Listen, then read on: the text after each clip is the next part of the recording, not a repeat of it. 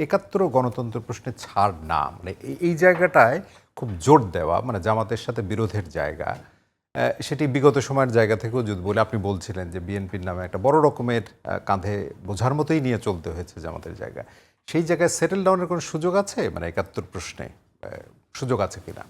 না, ৭১-এর প্রশ্ন, ৭১ তো এটা সমালোচনা বা আলোচনা, এটা নতুন করে আলোচনা করার কিছু নাই।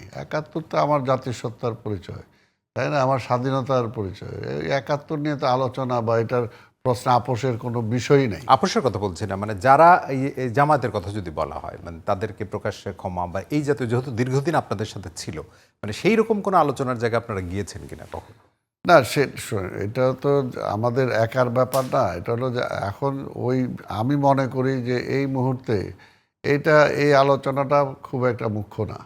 আমি এই মুহূর্তে মনে করি যে আমার ফ্যাসিবাদকে আমি তাড়াইছি, ফ্যাসিবাদের মাথা তাড়াইছি, ফ্যাসিবাদ এখনও রয়ে গেছে। আগে ফ্যাসিবাদ থেকে আমি গণতান্ত্রিক প্রসেসে উত্তরণটা ঘটাই। তা উত্তরণ ঘটানোর পরে তারপরে আমরা অন্য বিষয়গুলো নিয়ে আলোচনা করব না। এখন পর্যন্ত কিন্তু আমি গণতান্ত্রিক পন্থায় উত্তরণই ঘটাতে পারি নাই। এখন মাঝামাঝি অবস্থায় আছি। এই সময় যদি অ্যাবর্শন হয় তাহলে বুঝতেই পারেন যে কি হলো, অর্থাৎ যেটুকু আমার পাওয়ার সম্ভাবনা ছিল নস্যাৎ হয়ে গেল। সুতরাং সেই জায়গাটা এই যে যেটা ব্যারিস্টার ফুয়াদ যেটা বলতে, আমরা শেষ করব, আমি একমত। এটার জন্যই বলতেছি যে এখন আমি ওই কথাটার উপরে জোর দিব যে আগে আমি গণতন্ত্রটা আনি, আমার নির্বাচিত একটা পার্লামেন্ট আনি, যে নির্বাচিত পার্লামেন্টটা আমার দেশের জন্য এই মুহূর্তে খুবই জরুরি, আমার স্বাধীনতার জন্য জরুরি, আমার গণতন্ত্রের জন্য জরুরি, আমার আভ্যন্তরীণ আমার বহিঃশক্তির বিরুদ্ধে লড়াই করার জন্য আমার নির্বাচিত পার্লামেন্টটা খুবই জরুরি।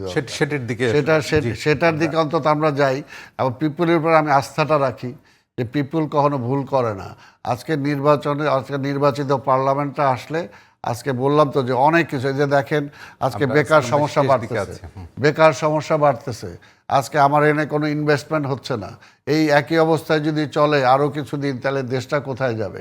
তাই কাজেই এখন একটা জায়গায় আমরা আসি, অন্তত আমরা নির্বাচনটা করি, পিপুলসের কাছে যাই, তারপর যতটুকু ঐক্যমত হয়েছে সে ঐক্যমতটা নিয়ে আমি পিপুলের কাছে, পিপুল উইল ডিসাইড, এবং তারপরে বাকিটা পরে হবে। 1 মিনিট, মানে ৭ দফা নিয়ে প্রশ্ন করেছিলেন। প্রশ্ন হচ্ছে ৭ দফা মৌলিক কোনো কথা নাই, যেটা রাজনৈতিক দলগুলো বলে নাই, মোটা দাগে আমরা কমিশনে আলোচনা করি নাই এই ব্যাপারে, এরকম এখানে মোটা কিছু বড় কিছু নাই। আমার কাছে মনে হয়েছে চরমনাইয়ের সাথে মিটিংয়ের ধারাবাহিকতায় যে পিয়ার একটা লম্বা মোটা বিষয় হয়ে যাচ্ছে এবং উচ্চকক্ষ হচ্ছে না। আমি যেটা বুঝতে পারছি আলোচনার যে টোন এবং বিএনপির যে পজিশন, এটা তার পার্টি পজিশন, আমি এটাকে রেসপেক্ট করি, কিন্তু এটার সাথে আমি দ্বিমত করি। এই পজিশনের সাথে তারা সরে আসবে না। তো আলটিমেটলি উচ্চকক্ষটা ডেডলকে চলে গেছে।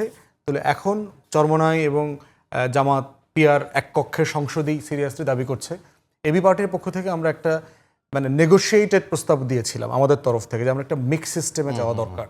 কারণ বিএনপিকে রিফর্মে অনবোর্ড করতে না পারলে কোনো মৌলিক পরিবর্তনই, যেটা আমরা সাস্টেইনেবল করতে চাই, দীর্ঘমেয়াদে করতে চাই, সেটা আমরা করতে পারবো না। এই জন্য 200 আসনে আগের মতো করে নির্বাচন হোক। এই 200 আসনে ধরেন বিএনপি 160-70টা পেয়ে যাবে, সরকার গঠিত হয়ে যাবে, বিএনপি ক্ষমতায় চলে গেল। আর বাকি 100 আসনে পিয়ার হোক। 100 আসনে পিয়ার হলে যেটা হচ্ছে, বাকি সকল রাজনৈতিক দলের প্রতিনিধিত্ব এবং পার্টিসিপেশন, অংশগ্রহণ দুটোই সংসদে থাকবে। এইরকম একটা রিফর্মের অংশগ্রহণমূলক জায়গাতে একমত হওয়া যায় কিনা, এইটা এবি পার্টি প্রস্তাব দিয়েছে। আমরা শেষ পিয়ার সিস্টেমটা আসলে অ্যাবসলিউটলি আবার আওয়ামী লীগ ফিরে আসার সম্ভাবনাটা থাকবে। এই কারণে এই জায়গাটায় যাওয়া উচিত এই মুহূর্তে।